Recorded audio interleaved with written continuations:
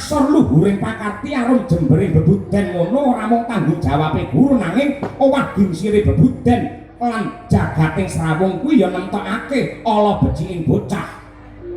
Nadyan to rina wengi aku nuntun murid marang luhuring budi hayuning pakarti nanging yen Srawunge karo wong rusak hambek Dursila watake drengki srai tan urunga bakal sasar susur sing dadi patrape. Wis ora perlu kedawa-dawa rembugmu. Iki ngene. Yektine aku sowan mrene diutus dening Kakang Adipati Destarata sing nguwasani negara Ngastina dina iki supaya nyuwun katerangan marang panjenenganmu bab Kurawa lan Pandhawa sajroning 3 taun dadi muridmu asile kepiye? Dipate apa?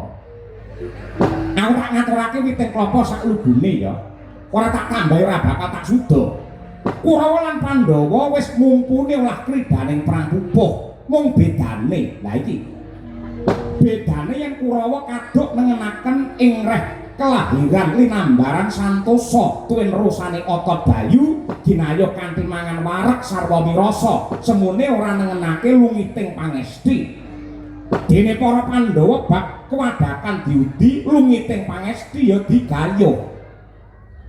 Lakune Kurawa sing kaya mangkono kuwi mau tak anggap bener awit raga bakal kukuh lan waras santosaning raga bisa dadi daya